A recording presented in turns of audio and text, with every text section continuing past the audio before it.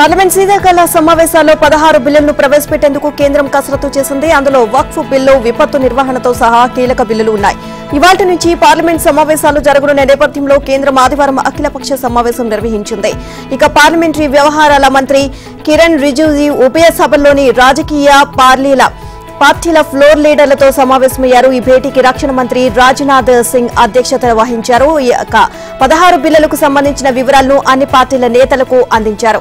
అయితే మరికొన్ని బిల్లులు కూడా ప్రవేశపెట్టాలని కొందరు సభ్యులు కోరినట్లు తెలిసింది. అలాగే కేంద్రం మరికొన్ని బిల్లులు ప్రవేశపెట్టే ఆలోచనలో ఉన్నట్లు తెలుస్తోంది. మహారాష్ట్ర ఎన్నికల్లో గెలుపుతో జోష్లో ఉన్న ఎన్డీఏ సర్కార్ జమిలీ ఎన్నికలపై కసరత్తు చేస్తున్నట్లు విశ్వసనీయ వర్గాల ద్వారా తెలిసింది. అయితే ఈ సమావేశాల్లోనే ఆ బిల్లు పెడతారా లేదా తదుపరి సమావేశాల వరకు నిరీక్షిస్తారా లేదా దానిపై ఉత్కంఠ నెలకొంది. అఖిలపక్ష సమావేశానికి 30 రాజకీయ పార్టీలకు చెందిన 42 మంది నేతలు హాజరయ్యారు. డిసెంబర్ 20వ తేదీ వరకు సమావేశాలు జరగనున్నాయి. రాజ్యాంగ దినోత్సవాన్ని పురస్కరించుకుని నవంబర్ 26న పార్లమెంట్ సమావేశాలు జరగవని అధికార వర్గాలు వెల్లడించాయి. ఆ రోజున పాత పార్లమెంట్ భవనంలోని సంవిధాన్ సెంట్రల్ హాల్లో 75వ రాజ్యాంగ దినోత్సవాన్ని నిర్వహించనున్నారు. ఇక ఈ సమావేశాల్లో అదానీ వ్యవహారంపై పార్లమెంట్లో చర్చించాలని కాంగ్రెస్ తో సహా విపక్షాలు డిమాండ్ చేస్తున్నాయి. అదానీ లంచాలపై అమెరికాలో కేసు నమోదు కావడం విపక్షాలకు అస్త్రంగా మారింది.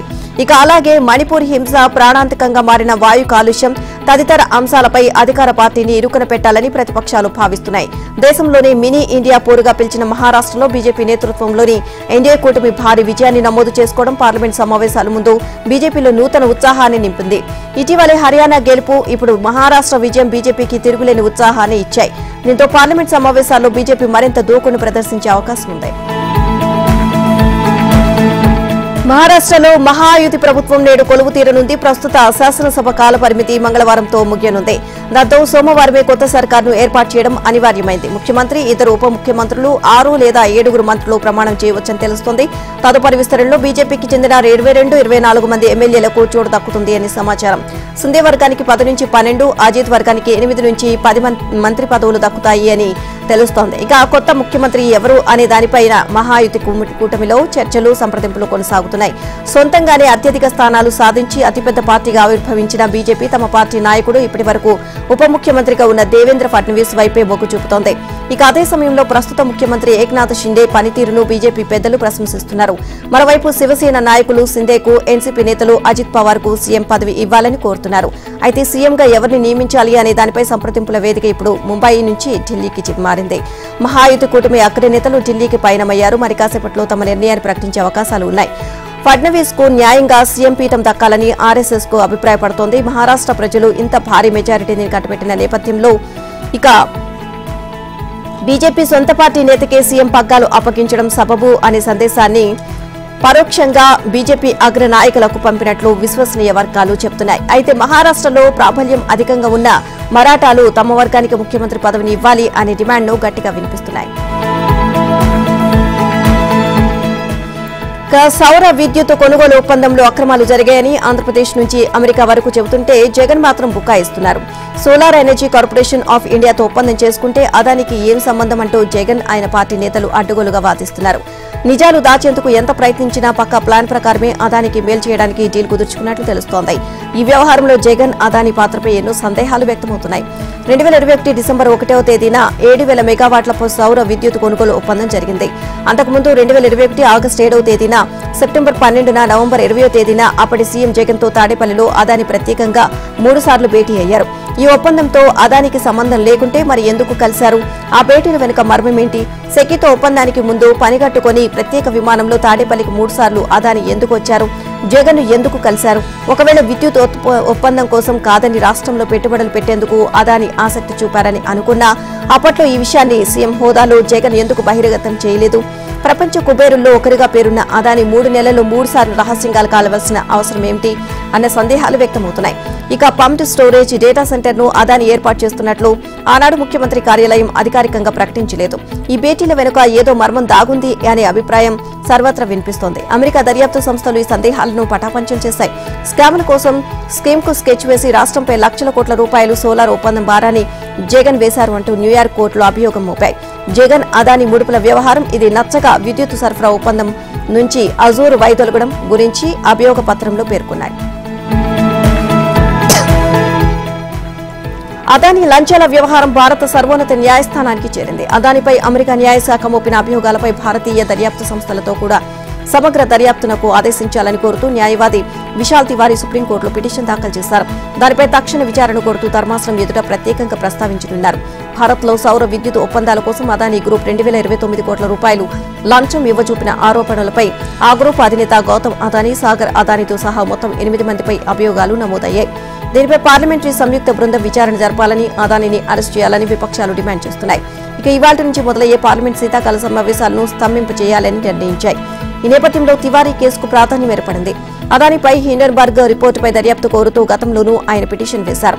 అదానీ గ్రూప్ అక్రమాలపై అమెరికా సెక్యూరిటీస్ ఎక్స్చేంజ్ కమిషన్ ఫిర్యాదు చేయడంతో అక్కడి న్యాయశాఖ అదానీ తదితరులపై అభియోగాలు మోపింది అని, ఇవి చాలా తీవ్రంగా ఉన్నాయని, భారత ప్రయోజనాల కోసం మన దేశ ఏజెన్సీలతోనూ విచారణ జరిపించాలని తాజా పిటిషన్లో కోరారు. ఇక అదానీ కంపెనీలపై దర్యాప్తు చేయాలని ఏడాది జనవరి 3న సుప్రీంకోర్టు ఆదేశాలు ఇచ్చినా సెబీ ఇప్పటి వరకు విచారణ పూర్తి చేయలేదని తెలిపారు. దర్యాప్తు ముగించి నివేదిక సమర్పించడం ద్వారా సెబీ తనపై విశ్వాసాన్ని పెంపొందించుకోవాలని తివారీ కోరారు.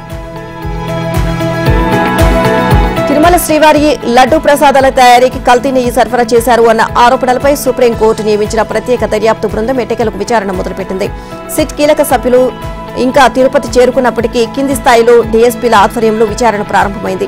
మొత్తం 4 డీఎస్పీలు ఉండగా వారిలో 3 ఆధ్వర్యంలో సిబ్బంది 3 బృందాలుగా ఏర్పడ్డారు. ఇక ఆదివారం ఒక బృందం వైష్ణవి డైరీకి, మరో బృందం తమిళనాడులోని దిండిగల్ కు చెందిన ఏఆర్ డైరీకి, ఇంకోటి చెన్నైలోని ఎస్ఎంఎస్ ల్యాబ్కి వెళ్లాయి. ఇక టీటీడీకి కల్తీ నెయ్యి సరఫరా చేసినట్లు ఆరోపణలు ఎదుర్కొంటున్న ఏఆర్ డైరీ తాము పంపిన నెయ్యి నాణ్యమైంది అని పేర్కొంటూ ఈ ల్యాబ్ జారీ చేసిన సర్టిఫికెట్ ను సమర్పించడంతో సిట్ బృందం దానిపై దృష్టి సారించింది.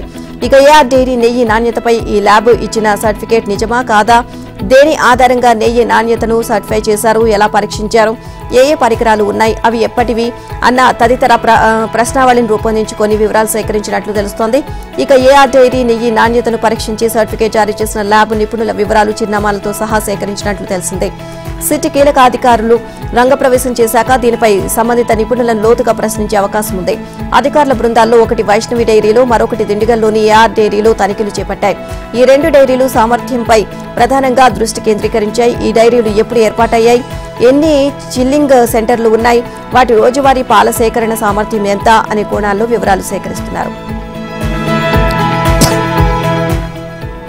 విశాఖపట్నం కేంద్రంగా రైల్వే జోన్ ఏర్పాటుకు ఎట్టకేలకు కదలిక వచ్చింది. ఇక్కడ కొత్తగా ఏర్పాటు చేయబోయే దక్షిణ కోస్తా రైల్వే జోన్ కార్యాలయాల నిర్మాణానికి శనివారం రాత్రి టెండర్ ప్రకటన జారీ అయింది. ప్రధాని నరేంద్ర మోదీ ఇక 2019లో ఎన్నికల ప్రచారానికి విశాఖపట్నం వచ్చినప్పుడు కొత్త రైల్వే జోన్ ఇస్తామని హామీ ఇచ్చారు. ఈ నేపథ్యంలోనే జోన్ కార్యాలయాలకు అవసరమైన భూముల కోసం అన్వేషించారు. విశాఖ మహానగర పాలక సంస్థ రైల్వే నుంచి గతంలో తీసుకున్న భూములకు ప్రత్యామ్నాయంగా 3 సవర్లలో 52 ఎకరాలు ఇవ్వడానికి అంగీకరించింది. ఇక ఆ భూమిలో ఆక్రమణదారులు ఉండడంతో కొంతకాలం వివాదం సాగింది.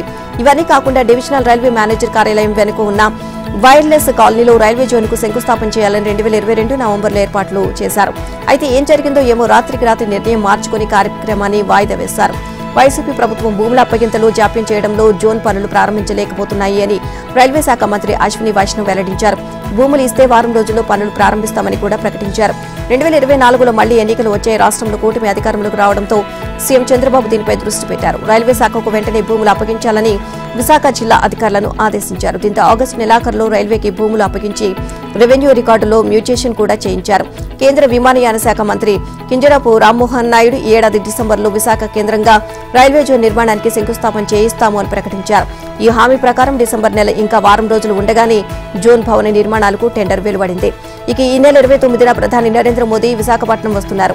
ఇక్కడికి 50 కిలోమీటర్ల దూరంలో ఉన్న అచ్యుతాపురం సెజ్ లో పూడిక మడక వద్ద ఎన్టీపీసీ ఏర్పాటు చేయబోయే హైడ్రోజన్ గ్రీన్ ఎనర్జీ ప్రాజెక్టును ఆయన శంకుస్థాపన చేయనున్నారు. ఈ నేపథ్యంలో రైల్వే జోన్ భవనాల నిర్మాణానికి కూడా ప్రధాని శంకుస్థాపన చేసే అవకాశం ఉంది అని సమాచారం. ఆంధ్రప్రదేశ్లో వైఎస్సార్ కాంగ్రెస్ పార్టీకి మరో ఎదురు దెబ్బ తగిలింది. రాష్ట్రంలో టీడీపీ, జనసేన, బీజేపీ కూటమి ప్రభుత్వం ఏర్పడిన తర్వాత కీలక నేతలు, మాజీ మంత్రులు, సిట్టింగ్ ఎంపీలు, ఎమ్మెల్సీలు, ప్రజాప్రతినిధులు ఇలా చాలా మంది ఆ పార్టీకి గుడ్డు చెప్పేశారు. ఇక ఆ తర్వాత కొందరు టీడీపీలో, ఇంకా కొందరు జనసేనలో, మరికొందరు బీజేపీలో చేరారు. అయితే ఇప్పుడు జగన్ సొంత ఇలాకాలోనే ఆయనకు ఎదురుదెబ్బ తగిలింది. పులివెందుల్లో వైఎస్ రాజశేఖర రెడ్డి హయాం నుంచి వారి కుటుంబం వెనుకున్న సొంత ఓటర్లే ఇప్పుడు జగన్ రెడ్డికి స్వస్థ చెప్పి టీడీపీలోకి చేరారు. పులివెందుల నియోజకవర్గంలోని లింగాల మండలం కామసముద్రం గ్రామంలో వైసీపీకి చెందిన 40 కుటుంబాలకు చెందిన వారు టీడీపీలో చేరారు. Pulivendula TDP incharge BTech Ravi ఆధ్వర్యంలో వారు టీడీపీ తీర్థం పుచ్చుకున్నారు. వారికి ఆయన తెలుగుదేశం కండువా కప్పి పార్టీలోకి ఆహ్వానించారు. ఒకప్పుడు ఫ్యాక్షన్ తో ఈ గ్రామం ఇబ్బంది పడిందని, అప్పట్లోనే ప్రశాంతంగా ఉన్న గ్రామంలో కొందరు చిచ్చిపెట్టారని బీటెక్ రవి ఆరోపించారు. ఇప్పుడు చంద్రబాబు చేస్తున్న అభివృద్ధిని చూసి వారు తెలుగుదేశం పార్టీలో చేరారని ఆయన స్పష్టం చేశారు. రాబోయే స్థానిక సంస్థల ఎన్నికల్లో లింగాల మండలంలో టీడీపీ జెండా ఎగరేస్తామని అన్నారు. సోషల్ మీడియా కార్యకర్త వర్రా వెనుక ఎంపీ అవినాష్ రెడ్డి హస్తం ఉన్నట్లు ఆరోపణలు ఉన్నాయని బీటెక్ రవి అన్నారు. విద్యార్థులకు ఫీజుల చెల్లింపు విషయంలో సీఎంగా ఉన్నప్పుడు జగన్ ఎలాంటి అబద్దాలు చెప్పారో ఇప్పుడు కూడా అచ్చం అవే చెప్తున్నారు. తన హయాంలో ఫీజులు పెండింగ్ పెట్టిన విషయాన్ని అంగీకరించకుండా మొత్తం ఇచ్చేసినట్లుగా కలరింగిస్తున్నారు. ఇక తాను సీఎంగా ఉన్నప్పుడు విద్యా సంవత్సరంలో క్వార్టర్ ముగియగానే విద్యార్థులకు ఫీజులు విడుదల చేశానని చెప్పుకొచ్చారు. ఫీజు రియంబర్స్మెంట్ పై జగన్ ఓ ట్వీట్ చేశారు. గత ప్రభుత్వంలో ఫీజులు విడుదల కాక సొంత డబ్బులు కట్టామని విద్యార్థులు తల్లిదండ్రులు గగ్గోలు పెడుతుంటే జగన్ మాత్రం తాను ₹1 పెండింగ్ పెట్టలేదు అని, ఉన్న మొత్తం బకాయిలు కూటమి ప్రభుత్వానివేనని చెప్పుకొచ్చారు. ఇక అయితే ఇక్కడే జగన్ అడ్డంగా దొరికిపోయారు. ఇంకా 6 నెలలు కూడా పూర్తి కాని కూటమి ప్రభుత్వంలో 2,800 కోట్ల మేర ఫీజుల బకాయిలు ఎలా ఏర్పడతాయి అనే విషయాన్ని మరిచి జగన్ వితండ వాదనకు దిగారు. ఫీజులు విడుదల చేయకపోవడంతో సర్టిఫికెట్లు తీసుకోలేక ఇబ్బందులు పడుతున్న విద్యార్థులు జగన్ వాదన విని అవాక్కవుతున్నారు. నిజంగా సకాలంలో ఫీజులు విడుదల చేసి ఉంటే సర్టిఫికెట్ల కోసం కాలేజీల చుట్టూ ఎందుకు తిరుగుతామో అని ప్రశ్నిస్తున్నారు.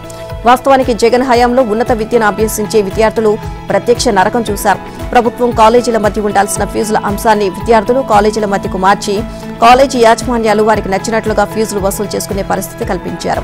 ఫీజుల విడుదల అంశం కాలేజీకి సంబంధం లేకపోవడంతో యాజమాన్యాలు కోర్సులో చేరే సమయంలోనూ సగం ఫీజులు కట్టించుకున్నాయి. ఇక పోనీ క్వార్టర్ పూర్తవగానే ప్రభుత్వం ఫీజులు విడుదల చేస్తుందా అంటే అది లేదు. ప్రతి సంవత్సరం కనీసం 2-3 క్వార్టర్ల ఫీజులు పెండింగ్లు పెడుతూ వచ్చారు. ఇక దీంతో గత 3-4 ఏళ్లుగా విద్యార్థుల సర్టిఫికేట్లు జారీ వివాదంగా మారింది.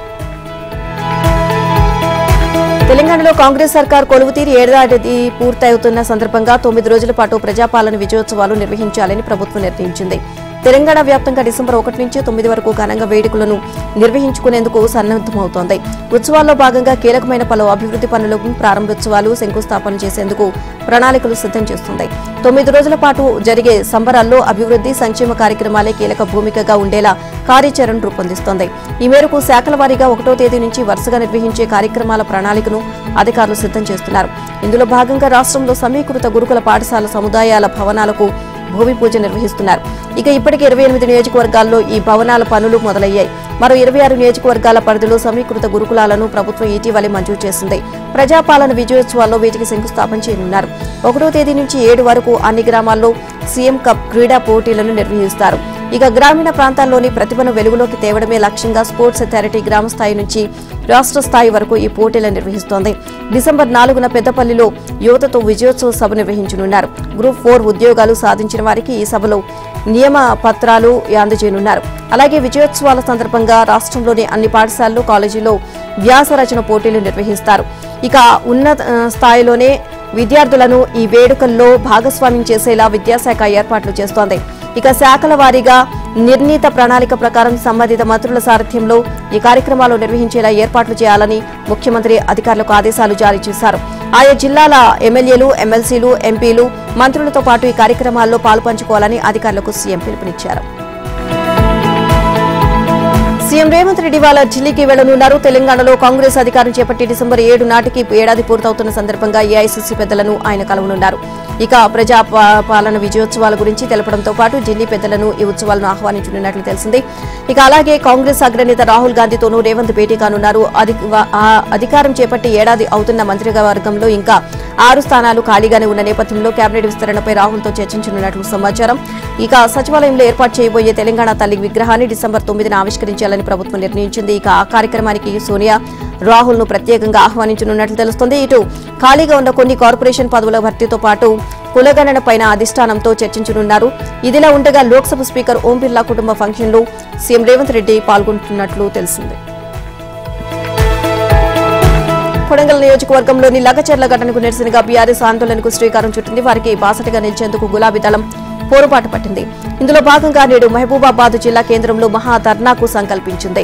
ఉద్యమ సమయంలో తెలంగాణ ద్రోహులను రాళ్లతో తరిమికొట్టిన మానుకోటని ఇందుకు వేదికగా చేసుకుని రాష్ట్ర వ్యాప్త ఆందోళనకు సిద్దమవుతుంది. మొదటి ఈ నెల 21న మహాధర్నా నిర్వహించాలి అనుకున్నప్పటికీ సర్కారు ఒత్తిడితో పోలీసులు అనుమతి నిరాకరించారు. దీంతో పార్టీ నేతలు హైకోర్టును ఆశ్రయించడంతో అనుమతి ఇవ్వగా శాంతియుత ధర్నాలో పాల్గొనేందుకు బీఆర్ఎస్ వర్కింగ్ ప్రెసిడెంట్ కేటీఆర్ వస్తున్నారు. ఈ నేపథ్యంలో మాజీ మంత్రులు, ఎమ్మెల్సీలు, మాజీ ఎంపీ, మాజీ ఎమ్మెల్యేలు, ఇతర నేతలు ఆదివారం ధర్నా స్థలిని పరిశీలించారు. ఇక జిల్లాలోని గిరిజనులు, రైతులు స్వచ్ఛందంగా తరలి రావాలి అని పిలుపునిచ్చారు. ఇదిలా ఉంటే బీఆర్ఎస్ మహాధర్నాకు హాజరయ్యే కేటీఆర్ కు వ్యతిరేకంగా లంబాడి హక్కుల పోరాట సమితి నిరసనకు చేపట్టింది. మహబూబాబాద్ జిల్లా కేంద్రంలోని వైద్య కళాశాల భూ బాధిత గిరిజనులు కేటీఆర్ కు వ్యతిరేకంగా నిరసనకు దిగారు. కేటీఆర్ గోబ్యాక్ అంటూ నినాదాలు చేశారు.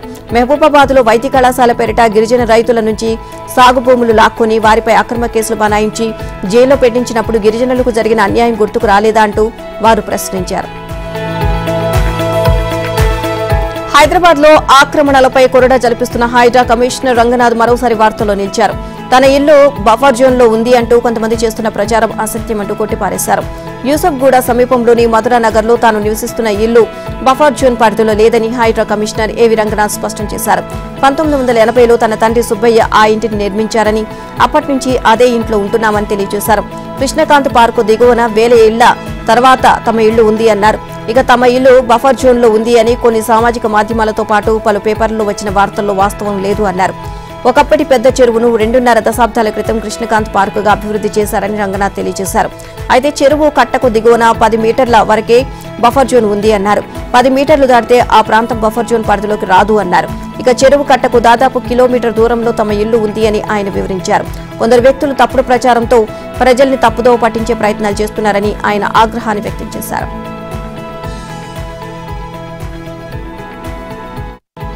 సూర్యాపేట జిల్లాలో భారీగా నల్లబెల్లం పట్టుబడింది. చివ్వెంల మండలం లక్ష్మీనాయక తండా దగ్గర ఎక్సైజ్ ఎన్ఫోర్స్మెంట్ పోలీసులు సంయుక్తంగా దాడులు నిర్వహించారు. ఈ తనిఖీల్లో 15 లక్షల రూపాయలు విలువైన 2750 కిలోల నల్లబెల్లం, 40 కేజీల పట్టిక, 10 లీటర్ల నాటుసారాను స్వాధీనం చేసుకున్నారు. అలాగే డీసీఎం వాహనాన్ని సీజ్ చేయడంతో పాటు ఓ వ్యక్తిని అదుపులోకి తీసుకున్నారు. చిత్తూరు జిల్లా నుంచి సూర్యాపేటకు అక్రమంగా డీసీఎం వాహనంలో భారీగా తరలిస్తున్న నల్లబెల్లం, పట్టిక, నాటుసారాను పట్టుకున్నట్లు ఎన్ఫోర్స్మెంట్ అధికారులు తెలియజేశారు. నాటుసారా, నల్లబెల్లాన్ని అక్రమంగా రవాణా చేసిన, తయారు చేసిన వారిపై పీడీ యాక్ట్ నమోదు చేసి కఠినంగా శిక్షిస్తామని హెచ్చరించారు. అలాగే నాటుసారా తయారీదారులపై ఉక్కుపాదం మోపుతామని అన్నారు. నల్లబెల్లం, నాటుసారా తయారీదారులపై నిరంతరం నిఘా ఏర్పాటు చేసి దాడులు నిర్వహిస్తామని, ఎవరైనా ఇలాంటి చర్యలకు పాల్పడితే కఠిన చర్యలు తీసుకుంటామని ఎన్ఫోర్స్మెంట్ అధికారులు హెచ్చరించారు. హైదరాబాద్ నిలోఫర్ ఆసుపత్రిలో శనివారం కిడ్నాప్ అయిన శిశువును పోలీసులు ఎట్టకేలకు తల్లి ఒడికి చేర్చారు. ఈ కేసును కేవలం 5 గంటల్లోనే పోలీసులు ఛేదించారు. బిడ్డను ఎత్తుకు వెళ్లిన కిలాడి మహిళను సీసీటీవీ దృశ్యాలు ఆధారంగా గుర్తించి కర్నూలులో అరెస్ట్ చేశారు. ఆ మహిళతో పాటు మరో 2 పోలీసులు అదుపులోకి తీసుకున్నారు. ఇక ఈ శిశువుతో పాటు మరో శిశువు వారితో ఉన్నట్లు పోలీసులు నిర్ధారించారు. నిందితులను కర్నూలు నుంచి హైదరాబాద్ కు తీసుకువచ్చి రిమాండ్కు తరలించామని పోలీసులు తెలియజేశారు. శిశువు కిడ్నాప్ వ్యవహారంలో షాహీన్ బేగం, వెంకటేష్ రెహమాన్ ను అరెస్ట్ చేసినట్లు సైఫాబాద్ ఏసీపీ తెలియజేశారు. ఆసుపత్రిలోని సీసీ కెమెరాల ఆధారంగా నిందితులను గుర్తించామన్న ఏసీపీ ఈ కేసులో ఆసక్తికర అంశాలను వెల్లడించారు. షాహీన్ బేగం అక్క రేష్మాకు 3 ఆడపిల్లలు ఉన్నారు. అయితే మగపిల్లాడు పుట్టడం లేదు అని రేష్మాను భర్త వేధిస్తున్నాడు. మరోసారి గర్భవతిగా ఉన్న రేష్మకు ఆడపిల్ల పుడుతుంది అనే ఆలోచనతో ఆసుపత్రిలో శిశువు అపహరణకు పథకం రచించి అమలు చేశారని ఏసీ తెలియజేశారు. కిడ్నాపర్లు హైదరాబాద్ నుంచి కర్నూలు వైపు వెళ్తుండగా గద్వాల్ జిల్లా పరిధిలో అరెస్ట్ చేశామని చెప్పారు. నిందితులు 3 రిమాండ్కు తరలించామని అన్నారు. కిడ్నాప్ జరిగిన 5 గంటల్లోనే కేసును ఛేదించి శిశువును తల్లిదండ్రులకు అప్పగించామని ఏసీపీ వివరించారు. నిలోఫర్ ఆసుపత్రిలో చికిత్స కోసం వచ్చేవారు గుర్తు తెలియని వారి పట్ల అప్రమత్తంగా ఉండాలి అని పోలీసులు సమాచారం ఇచ్చారు. హైదరాబాద్ నగరాన్ని వాయు కాలుష్యం బూచి వణికిస్తుంది. పెరుగుతున్న చలి, పొగమంచు, కాలుష్యంతో గాలి నాణ్యత పడిపోతూ డేంజర్ బెల్స్ మోగుతున్నాయి. సనత్ నగర్ లో ఆదివారం సాయంత్రం వాయు నాణ్యత సూచి 311కు పడిపోయింది. గాలిలో దుమ్ము, ధూళి కణాలు పెరగడంతో బొల్లారం, హెచ్యు, ఇక్రిసాట్, పాశమైలారం వంటి ప్రాంతాల్లో ఏక్యూఐ ప్రమాదకర స్థాయిలో చేరుతుంది. ఇప్పటికే నగరంలో పలు ప్రాంతాల్లో గాల్లో నాణ్యత ప్రమాణాలు పడిపోతుండడం, పెరుగుతున్న కాలుష్యం కారణంగా భవిష్యత్తులో ఢిల్లీ తరహా పరిస్థితులు హైదరాబాద్లో ఏర్పడే ప్రమాదం ఉంటుంది అని పర్యావరణవేత్తలు ఆందోళన వెలిబుచ్చుతున్నారు. ఎయిర్ క్వాలిటీ ఇండెక్స్ 200 దాటితే ఆరోగ్యానికి హాని అని, వాయు నాణ్యత తగ్గితే చిన్నారులు, వయోవృద్ధులు శ్వాసకోశ వ్యాధుల బారిన పడే ప్రమాదం ఉందని వైద్యులు చెబుతున్నారు. ఇక నగరాల్లో వాయు నాణ్యత సూచి 0 నుంచి 50 మధ్యలో ఉంటే గాలి నాణ్యత బాగున్నట్లు అని కేంద్ర కాలుష్య నియంత్రణ బోర్డు నివేదికలు చెబుతున్నాయి. కానీ గాలిలో వ్యాపించే కొన్ని రకాల వాయువులు, వాహనాల పొగ, ఫ్యాక్టరీల కాలుష్యం, దుమ్ము, ధూళి కారణంగా వాయు నాణ్యత పడిపోతుంది అని పర్యావరణ శాస్త్రవేత్తలు చెబుతున్నారు. హైదరాబాద్ లో పలు ప్రాంతాల్లో రాత్రి వేళలో గాలిలో నాణ్యత తగ్గిపోతున్నా నివారణకు కాలుష్య నియంత్రణ బోర్డు ఎలాంటి చర్యలు చేపట్టలేదు అనే విమర్శలు ఉన్నాయి. అయితే కాలుష్య నియంత్రణ అధికారులు మాత్రం హైదరాబాద్లో వాయు కాలుష్యం అంత ప్రమాదకర స్థాయిలో లేదని చెబుతున్నారు. హైదరాబాద్లో 14 ఎయిర్ క్వాలిటీ ఇండెక్స్లు ఉన్నాయని, గంటకు వాటి ద్వారా వాయు నాణ్యత వివరాలు సేకరిస్తున్నట్లు తెలియజేశారు. 14 కేంద్రాల సమీపంలో ఎక్కడైనా ఏదైనా కాల్చినప్పుడు వచ్చే పొగ వల్ల ఆ సమయంలో మాత్రమే గాలి నాణ్యత తగ్గుతుందని, ఆ తర్వాత పరిస్థితులు సాధారణ స్థితికి చేరుకుంటాయని వివరించారు. గూగుల్ ప్లే స్టోర్లో సమీర్ యాప్లో నగరంలోని ఎయిర్ క్వాలిటీ ఇండెక్స్ వివరాలు ప్రతి ఒక్కరూ చూసుకోవచ్చు అని అధికారులు తెలియజేశారు. తెలంగాణలో డ్రగ్స్ కేసులకు సంబంధించి ఏడాది 82 మందికి జైలు శిక్షలు ఖరారయ్యాయి. వీరంతా ఏడాది జనవరి నుంచి నమోదైన 39 కేసుల్లో నిందితులకు గరిష్టంగా 20 ఏళ్లు, కనిష్టంగా 6 నెలల చొప్పున జైలు శిక్షలు పడ్డట్లు డీజీపీ కార్యాలయం తెలియజేసింది. పక్కగా రిమాండ్ డైరీ, న్యాయ నిపుణుల సలహాలతో ఛార్జ్షీట్ దాఖలు, ప్రాసిక్యూషన్ ప్రక్రియలో పగడ్బందీగా వ్యవహరించడంతో నిందితులకు శిక్షలు ఖరారైనట్లు డీజీపీ జితేందర్ తెలియజేశారు. తెలంగాణలో డ్రగ్స్ తో పట్టుబడితే శిక్షలు తప్పవు అనే భయంతో పెడ్లర్లలో పెరిగితే ఈ దందాను పూర్తిగా అరికట్టవచ్చు అని అభిప్రాయపడ్డారు. డ్రగ్స్ వినియోగదారులకు కౌన్సిలింగ్ ఇప్పిస్తూ వారు మరోమారు మత్తు పదార్థాల జోలికి వెళ్లకుండా నిఘా పెడుతున్నామని అన్నారు. ఇక ఏడాది మొత్తం కేసుల్లో 4 17 మంది 20 ఏళ్ల చొప్పున జైలు శిక్షలు పడ్డాయి. మరో కేసులో ఇద్దరికి 12 ఏళ్ల చొప్పున, 11 కేసుల్లో 19 మందికి 10 ఏళ్ల చొప్పున శిక్షలు ఖరారయ్యాయి. ఇంకొన్ని కేసుల్లో ఒకరికి 5 ఏళ్లు, ముగ్గురికి ఏడాది, 8 మందికి 6 నెలలు, 32 మందికి 6 నెలల లోపు జైలు శిక్షలు పడ్డాయి. ఈ శిక్షలు ఖరారవడంతో మహబూబాబాద్, భద్రాద్రి, కొత్తగూడెం, వరంగల్, ఖమ్మం, కుమ్రం భీం, ఆసిఫాబాద్, కరీంనగర్ జిల్లాల పోలీసులు, సైబరాబాద్ సిబ్బంది ప్రతిభ కనబర్చారు అని డీజీపీ కార్యాలయ వర్గాలు తెలియజేశాయి. మందు కోసం వైన్ షాపుల వద్ద మందుబాబులు ఎగబడడం చూస్తూ ఉంటాం. సినిమా టికెట్ల కోసం అభిమానులు థియేటర్ ముందు బారులు తీరడం చూస్తూ ఉంటాం. కానీ చికెన్ కోసం షాపుల ముందు బారులు తీరడం ఎప్పుడైనా చూసారా? అవునండి, మీరు వింటున్నది నిజమే. చికెన్ కొనేందుకు షాపుల వద్ద ప్రజలు ఎగబడడంతో అచ్చం జాతరను తలపించింది. ఇక ఈ సంఘటన కర్నూలులో వెలుగు చూసింది. నగరంలోని మద్దూర్ నగర్లో Shamir chicken centre, Subhan mutton chicken సెంటర్ల నిర్వాహకులు ఒకరికి మించి మరొకరు పోటీపడి కిలో చికెన్ ధర 100 రూపాయలకు తగ్గించారు. దీంతో కొనుగోలుదారులు చికెన్ కొనేందుకు దుకాణాల వద్ద బారులు తీరారు. దీంతో వాహనాల రాకపోకలకు 2 గంటలకు పైగా తీవ్ర అంతరాయం ఏర్పడింది. కార్తీక మాసం అయినప్పటికీ ప్రజలు చాలా వరకు చికెన్ కొనుగోలు చేసి ఇళ్లకు తీసుకువెళ్లారు. ఈ సందర్భంగా సమీర్ చికెన్ సెంటర్ నిర్వాహకుడు మాట్లాడుతూ తనకు సొంత ఫారం ఉందని, తాను తెలుగుదేశం పార్టీ అభిమాని కావడంతో పార్టీపై అభిమానంతో ప్రజలకు 100 రూపాయలకే చికెన్ విక్రయిస్తున్నాను అని తెలియజేశారు. అలాగే కర్నూలు ఎమ్మెల్యే టీజీ భరత్ కు మంత్రి పదవి భరించినందుకు ఈ కార్యక్రమాన్ని చేపట్టామని, తన ఫారంలో ఉన్న కోళ్లన్నీ అయిపోయేంత వరకు తగ్గింపు ధరకే విక్రయిస్తాను అని చెప్పారు. ఇక సుభాన్ చికెన్ మటన్ సెంటర్ నిర్వాహకుడు మాట్లాడుతూ కార్తీక మాసం కావడంతో చికెన్ కొనుగోలుదారులకు తన వంతుగా తగ్గింపు ధరలు అందిస్తున్నాను అని తెలియజేశారు. ఆగ్నేయ బంగాళాఖాతంలో ఏర్పడిన అల్పపీడనం తీవ్ర అల్పపీడనంగా మారింది. ఇది పశ్చిమ వాయువ్యంగా పయనిస్తూ ఈ నెల 25వ తేదీ కల్లా దక్షిణ బంగాళాఖాతంలో ప్రవేశించి వాయుగుండంగా బలపడనుంది. ఇది 27వ తేదీ కల్లా తమిళనాడు, శ్రీలంక తీరాల దిశగా రానుంది అని భారత వాతావరణ శాఖ తెలియజేసింది. దీని ప్రభావంతో నేటి నుంచి ఏపీలోని దక్షిణ కోస్తా, రాయలసీమ ప్రాంతాల్లో భారీ వర్షాలు కురుస్తాయని పేర్కొంది. అయితే ఇది తుపానుగా బలపడుతుందని పలు మోడల్ అంచనా వేస్తున్నాయి. అయితే ఐఎండీ జీఈపీఎస్ ప్రకారం ఆదివారం రాత్రికి వాయుగుండంగా మారి తర్వాత ఇది ఈ నెల 26వ తేదీ సాయంత్రానికి శ్రీలంక వద్ద నైరుతి బంగాళాఖాతంలో ప్రవేశించే క్రమంలో తుపానుగా బలపడుతుంది. తర్వాత ఈశాన్యంగా దిశ మార్చుకొని మయన్మార్ వైపుగా వెళ్తుంది. ఇక ఎన్సీఈపీ మోడల్ ప్రకారం కూడా వాయుగుండంగా బలపడిన తర్వాత ఈ నెల 27వ తేదీ వరకు పశ్చిమ వాయువ్యంగా పయనించి తర్వాత ఈశాన్యంగా దిశ మార్చుకొని మయన్మార్ వైపు వెళ్లనుంది. సోమ, మంగళవారాల్లో దక్షిణ కోస్తా, రాయలసీమలో పలు చోట్ల, ఉత్తర కోస్తాలో 1-2 చోట్ల వర్షాలు కురుస్తాయని విశాఖ తుపాను హెచ్చరిక కేంద్రం తెలియజేసింది.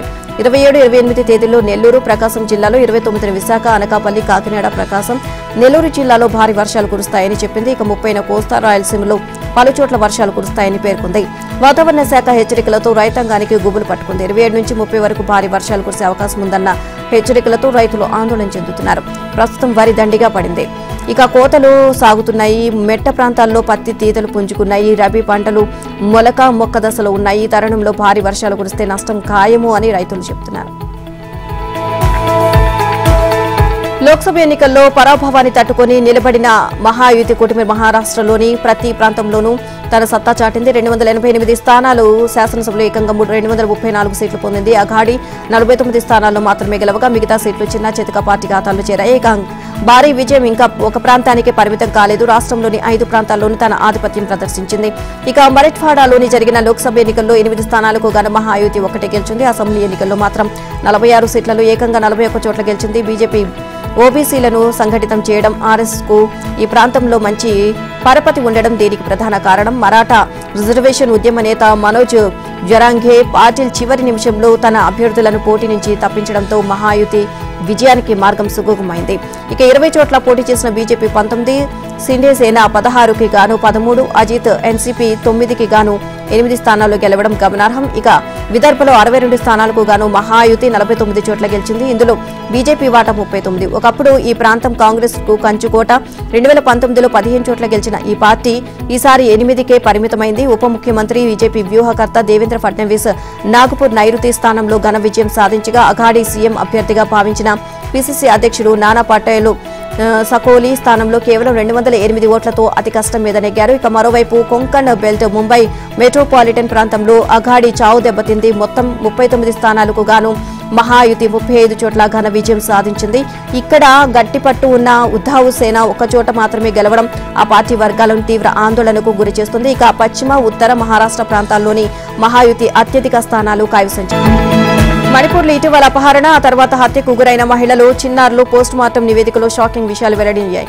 వీరిని అత్యంత పాశవికంగా హత్య చేసినట్లు నివేదికలో తేలింది. 3 ఏళ్ల బాలుడితో సహా మహిళల మృతదేహాలపై కాల్పులు, ఆనవాళ్లతో పాటు అనేక చోట్ల గాయాలు ఉన్నాయని వెల్లడించింది. బాలుడి కన్ను కనిపించకపోవడంతో పాటు అతడి పుర్రెలో బుల్లెట్ గాయాలు ఉన్నాయని, ఛాతీపై దెబ్బలు, కత్తిగాట్లు, నుదిటిపైన గాయాలు ఉన్నట్లు పోస్టుమార్టం నివేదికలో తేలింది. బాలుడి మృతదేహం కుళ్లిపోయిన స్థితిలో లభ్యమైంది. అయితే మృతికి గల కారణాలను పెండింగ్ లో ఉంచారు అని ఫోరెన్సిక్ నివేదిక వచ్చిన తర్వాత వాటిని వెల్లడించనున్నట్లు తెలుస్తోంది. బాలుడి తల్లి మృతదేహంపై 3 బుల్లెట్ గాయాలు ఉన్నట్లు శవ పరీక్షలో తేలింది. చిన్నారి నానమ్మ శరీరంపై 5 బుల్లెట్ గాయాలు ఉన్నాయని, పుర్రెలో 1, ఛాతీలో 2, పొట్ట, భుజంపై కాల్పులు జరిగినట్లు గుర్తించారు. ఇక ఈ 2 మహిళల శరీరాలపై అనేక చోట్ల గాయాలు ఉన్నట్లు వైద్యులు వెల్లడించారు. మరో మహిళ, 2 చిన్నారులు పోస్టుమార్టం నివేదికలు వెల్లడి కావాల్సి ఉంది అన్నారు.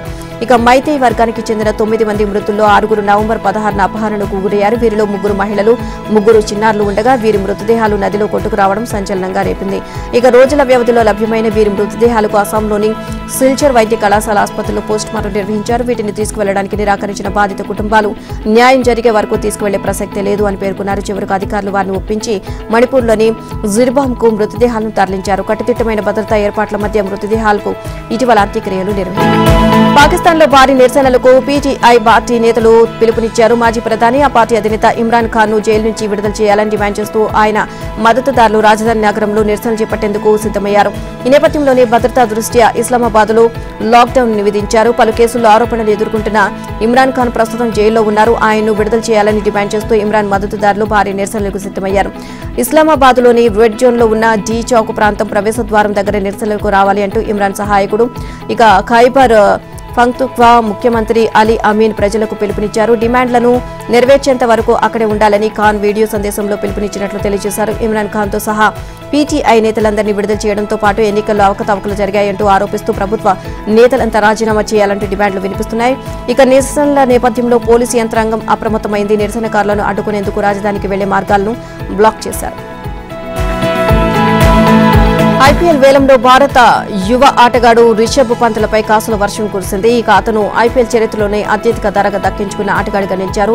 లక్నో ఏకంగా 27 కోట్లకు సొంతం చేసుకుంది. ఇక పంత్ కోసం లక్నో, బెంగళూరు తీవ్రంగా పోటీ పడ్డాయి. చివరకు లక్నో రికార్డు ధరకు అతన్ని దక్కించుకుంది. టీమిండియా బ్యాటర్ శ్రేయస్ అయ్యర్ కూడా భారీ ధర పలికాడు. శ్రేయస్ ను పంజాబ్ కింగ్స్ 26.75 కోట్లకు సొంతం చేసుకుంది. కనీస ధర 2 కోట్లు ఉన్న అతడి కోసం కోల్కతా, ఢిల్లీ పోటీ పడ్డాయి. ఇక తర్వాత పంజాబ్ రేసులోకి వచ్చింది. చివరకు 26.75 కోట్లకు పంజాబ్ కింగ్స్ సొంతం చేసుకుంది. టీమిండియా పేస్ ఆల్రౌండర్ వెంకటేష్ కూడా భారీ ధర పలికాడు. కోల్కతా నైట్ రైడర్స్ వెంకటేష్ అయ్యర్ ని తిరిగి దక్కించుకుంది. అతడి కోసం కోల్కతా ఏకంగా 23.75 కోట్లు వెచ్చించింది. ఇక ఆర్సీబీ, కేకేఆర్ అయ్యర్ కోసం పోటీ పడ్డాయి. కనీస ధర 2 కోట్లు ఉన్న భారత పేసర్ హర్షదీప్ సింగ్ ను 18 కోట్లకు పంజాబ్ కింగ్స్ దక్కించుకుంది. ఇక మొదట్లో Chennai super Kings, Delhi Capitals అతడి కోసం తీవ్రంగా పోటీ పడ్డాయి. మధ్యలో గుజరాత్, బెంగళూరు, రాజస్థాన్ కూడా అతడి కోసం బిడ్ చేశాయి. ఇక ఈ తర్వాత Sunrisers Hyderabad, Punjab Kings రంగంలోకి దిగాయి. చివరకు ఆర్టీఎం కార్డును ప్రయోగించి పంజాబ్ 18 కోట్లకు హర్షదీప్ ను సొంతం